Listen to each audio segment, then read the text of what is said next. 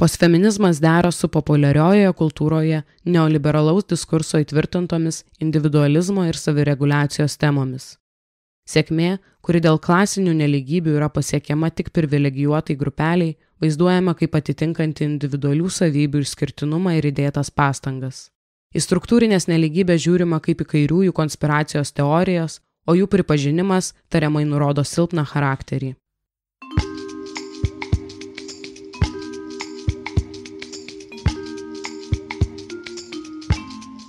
Sveiki, čia gpb.lt tekstai. Aš esu Viktorija ir šiandien jums pristatau Emilijos Daunoravičiūtės tekstą. Fantazijos apie nelygybių nepaisančią sėkmę. Postfeministinė medijų kultūra.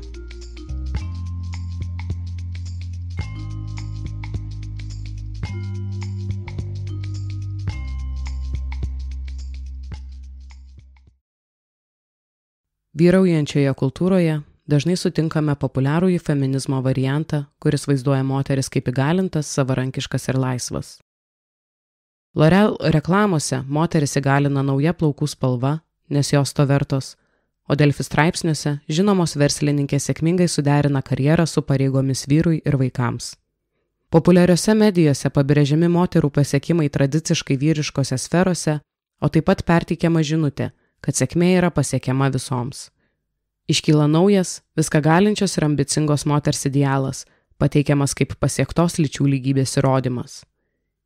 Jei Viktorija Čimlytė Nilsen gali prasimušti vyrų dominuojamoje šachmatų srityje ir grakščiai derinti 4 vaikų priežiūrą su karjera Seime, kodėl negali kitos?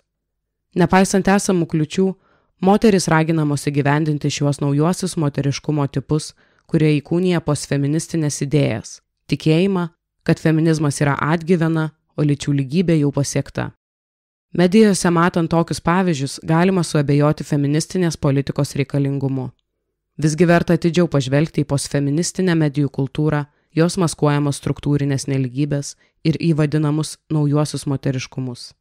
Norėdami geriau suprasti nagrinėjamas temas, neapsieisime be dešiniuosius klaikiai gąsdinančio termino socialinės lyties. Trumpai tariant, socialinė lytis tai buvimo biologinė moterimi arba biologinių vyrų socialinė reikšmė, išmoktos kultūriškai moteriškos arba kultūriškai vyriškos savybės.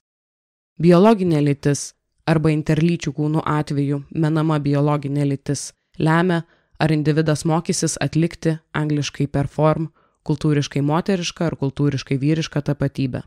Idėjų apie šios tapatybės atlikimą semiamasi iš supaprastintų kultūrinių modelių, moteriškumo ir vyriškumo tipų. Mums visiems pažįstami tradiciniai moteriškumo ir vyriškumo idealai, rūpestinga namų šeimininkė ir tvirtas šeimos maitintojas. Moteriškumo ir vyriškumo tipai nuolat kinta, pasireiškia naujomis formomis ir priklauso nuo laikmečio, kultūros, klasės. Nors medijose matomus moteriškumo ir vyriškumo tipus daugeliu žmonių išpildyti yra sudėtinga, jos vis vien bandoma atkartoti, o tai šiuos idealus ir palaiko. Socialinė lytis reikšmingai struktūruoja mūsų supantį pasaulį ir lemia socialinės ir ekonominės nelygybės tarp lyčių. Dėl išmoktų toksiškų vyriškumo elgesio modelių vyrai pasižymi blogesnė fizinė ir psichinė sveikata, gyvena trumpiau. Homoseksualūs ir turintys kultūriškai moteriškų savybių vyrai susilaukia verbalinio ir fizinio žeminimo. Nepaisant moterų įsitraukimo į darbo rinką, joms vis dar tenka didžioji dalis namų ruošos ir vaikų priežiūros darbų. Moterys taip pat dažniau patiria smurtą artimoje aplinkoje ir gauna mažesnius atlyginimus. Kadangi nelygybės tarp lyčių vis dar egzistuoja, svarbu atlikti jas maskuojančių postfeministinių idėjų kritiką. Postfeminizmą apibūdina 1990 metais JAV ir Anglijos populiariose medijose įsivyravusi nuostata, kad feminizmas yra atgyvena. Postfeminizmas vakaruose atsirado kaip atsakas į antrosios bangos feminizmą. Po sovietinių šalių atveju postfeminizmas buvo prijaukintas kartu su neoliberaliu kapitalizmu, taip pat metant tiek socialistinę iš viršaus primestą lyčių lygybę, tiek vakarietišką į feminizmą. Šiai pasaulėjautai būdingos ir feministinės ir antifeministinės idėjos. Jos pagalba kai kurios feministinės nuostatos, pavyzdžiui moterų įgalinimas, integruojamas į populiariąją kultūrą, o pats feminizmas atmetamas dėl savo ekstremalumo. Pavyzdžiui, Aušrinė Armonaitė aptarė politikoje ir kitose srityse moteris legiančius dvigubus standartus, tačiau nesiūlo šių nelygybių sprendimo būdų. Vietoje to ji idealizuoja stiprią moterį, kuri nepaisant patirimų kliučių pasiekia aukštumas pasirinktoje srityje. Dažnai pasireiškia ir stereotipinė ar net karikatūriška feminizmo samprata. Pramogų pasaulio įžymybė Indrė Stonkuvienė purtosi sąsajų su feminizmu. Aš esu stipri, kurianti, dirbanti, veikli, bet aš esu ir mama, ir žmona, ir noriu būti gležna. Nesu už ar prieš feminizmą, aš už moteriškumą, kuris yra įvairialypis. Feministinė politika laikoma nebereikalinga dėl gausių feminizmo laimėjimų pavyzdžių populiariojoje kultūroje, moterų politikių, verslininkių ir pramogų pasaulio įžymybių. Viešojoje erdvėje vyrauja idėja, kad lyčių lygybė įgyvendinta ir moterys dabar turi netgi daugiau galimybių pasiekti sėkmę nei vyrai. Postfeminizmas pasireiškia kasdienėme kalbėjime, populiariuosiuose straipsniuose, filmuose, reklamose ir kituose kultūriniuose produktuose. Britų sociologė Rosalinda Gill aptarė postfeministiniai medijų kultūrai būdingus bruožus. Visų pirma, moteriškumas yra siejamas su moters kūnu, o ne su anksčiau pabrėžtais rūpestingumo ir motinystės motyvais. Svarbiausiu moteriškos tapatybės elementu tampa seksualus kūnas, kuris reikalauja nuolatinės priežiūros. Medijose moteriški kūnai yra nuolat stebimi ir kritikuojami. Moters kūnas tampa vidinio pasaulio rodikliu. Glotnus, tonizuotas ir prižiūrėtas kūnas reprezentuoja sėkmę. Antra, šiuolaikiniai kultūrai būdinga heterodiskursų apie seksą paplitimą struktūruoja lytis. Vyrams skirtose žurnaluose seksas yra aptariamas kaip maloni ir savaiminė veikla. Tuo tarpu moterims skirtuose tekstuose seksas pateikiamas kaip veikla, reikalaujanti pastovios disciplinos, savireguliacijos ir emocinio darbo.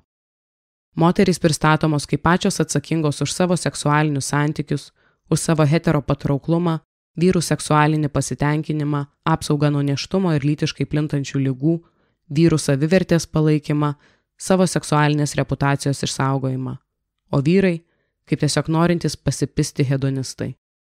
Trečia. Moterų sudaiktinimas, angliškai objectification, pateikiamas kaip įgalinantis ir laisvas pasirinkimas. Moterys, anksčiau vaizduotos kaip vyro žvilgsniui skirti pasyvūs objektai, dabar pristatomos kaip patrauklūs seksualiniai subjektai. Posovietinėse šalyse atmetama anksčiau vyravusi moters kūno kaip darbui ir motinystei skirto įrankio samprata, moteriai suteikiama teisė būti geidžiančia ir seksualia. Seksualumas suvokiamas kaip įgalinimo šaltinis. Tai ryškiausiai matome reklamoje, kuri šiuo būdu puikiai prisitaikė prie feministinės kritikos. Grožio produktai, parduodantys moters sudaiktinimą, pateikia tai kaip malonų ir įgalinantį pačios moters pasirinkimą. Tačiau tik kai kurioms moterims, atitinkančioms heteropatrauklumo normas, leidžiama būti geidžiančiais subjektais. Ketvirta. Postfeminizmui, kaip ir neoliberaliai ideologijai, būdinga individualizacija. Moterys skatinamos būti savimi ir susitelkti į savęs patenkinimą. Struktūrinės nelygybės pateikiamos kaip asmeninės. Tokiu būdu politika ir socialinės normos ištremiamos iš diskusijos. Pavyzdžiui, moterų pasirinkimai atitikti grožio standartus pateikiami kaip nepriklausomi nuo moteriškumo idealų ar verslo interesų, kurie juos iš tikrųjų sąlygoja. Senamadiškos ir nelygybės skatinančios grožio ir lyčių santykių praktikos gali būti pateisinamos, jei yra pateikiamos kaip laisvai pasirenkamos ir malonios. Moteris gali susitelkti ties karjera arba jos neturėti, rengtis apnuoginančiai arba nešioti kostiumėlius, būti šeimos galva arba nebūti, jei tik entuziastingai ištariamas burtažodis laisvas pasirinkimas. Individualizacija yra susijusi ir su klasiniu nelygybių neigimu. Sėkmingų moterų išskirtinės asmeninės savybės pateikiamos kaip jos pasiekimų priežastis. Pavyzdžiui, populiaru nerealizuotas profesinės svajones aiškinti drąsos stoka.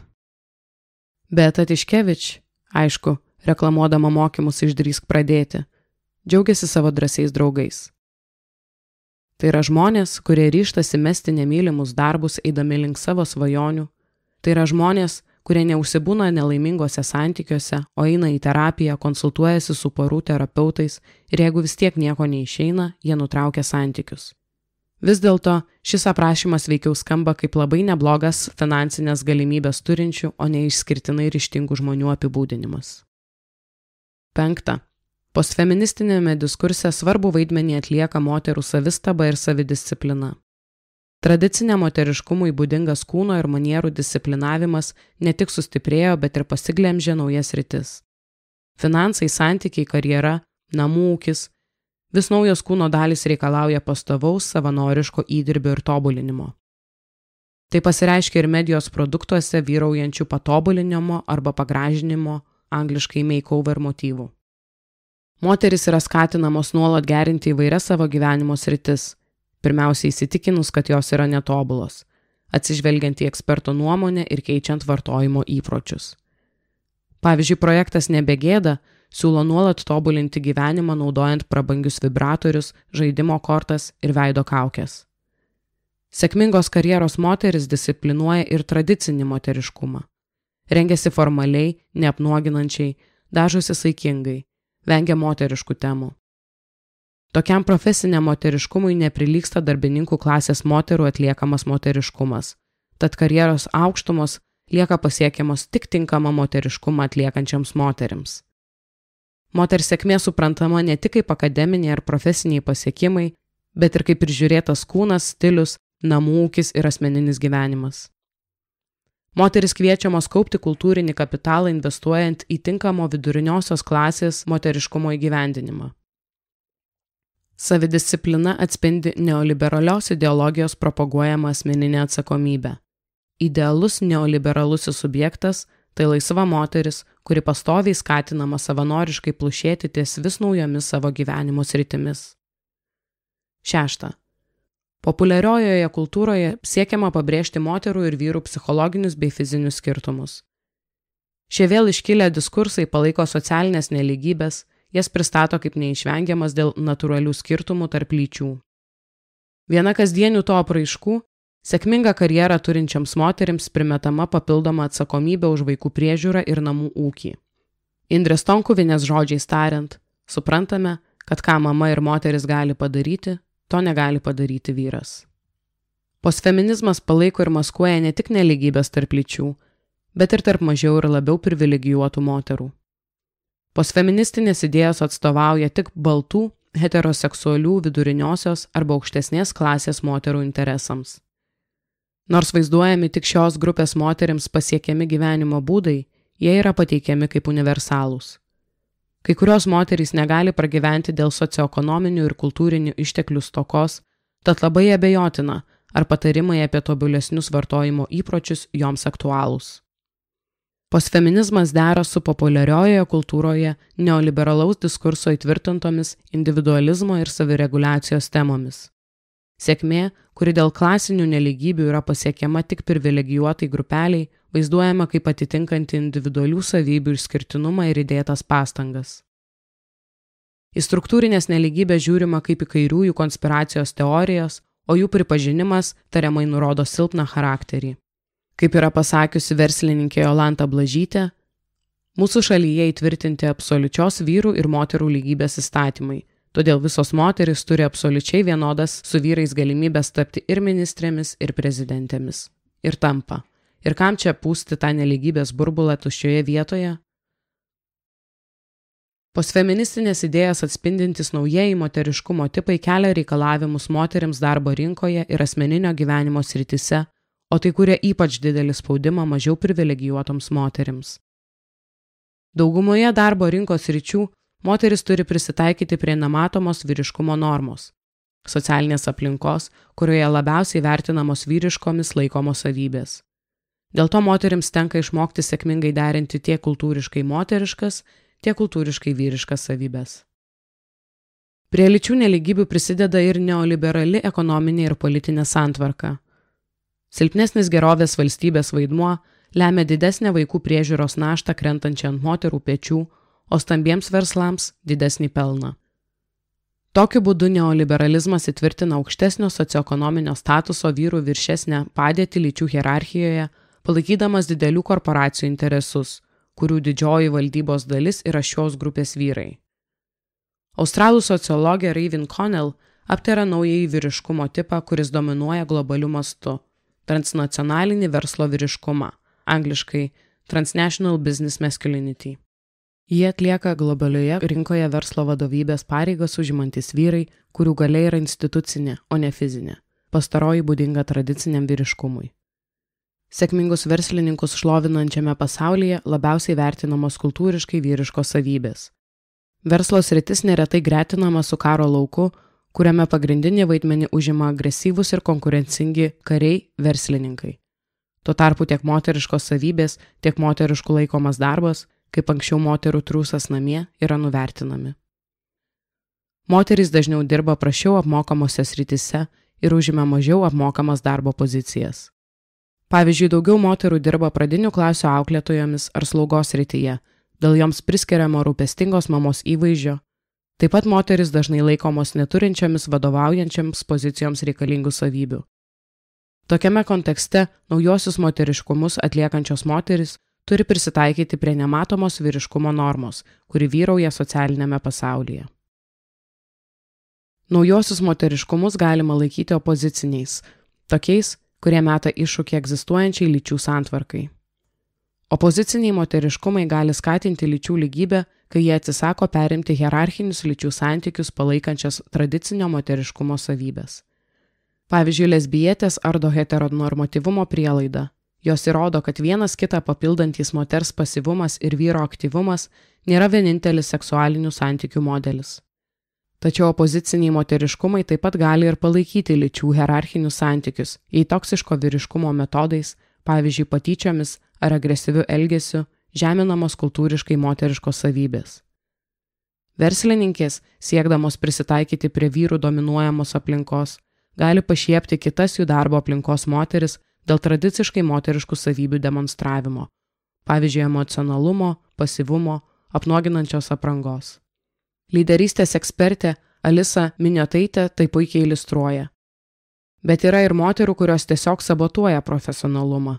Neseniai skaičiau pranešimą labai vyriškoje konferencijoje, kur pranešėjų moterų buvo gal tik 5%, o holose mačiau nemažai ilgaplaukių su aukštakulniais paskui vadovus stipenančių išsipuošusių moterų sekretorių. Jos toje aplinkoje atrodė keistai. Aš už grožį, bet ir už protą, už žmogišką vertę. Neretai šios moteris pasiektą sėkmę aiškina savo išskirtinę kompetenciją, kurią laiko nesuderinama su tradiciniu moteriškumu. Vis dėlto, naujuosius moteriškumus atliekančios moteris irgi meta iššūkį lyčių santvarkai, įrodydamos, kad ir jos gali įkūnyti kultūriškai vyriškas savybės. Socialinė lytis yra paini ir lėtai kintanti struktūra.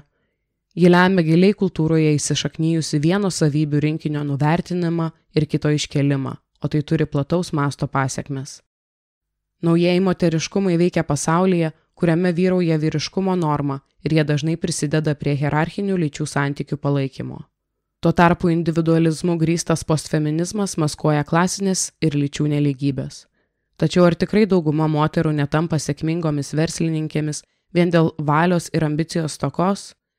Netikėkime neoliberaliomis pasakomis apie nelygybių nepaisančią sėkmę ir verčiau sutelkime dėmesį į tebeegzistuojančių klasinių ir lyčių problemų sprendimą.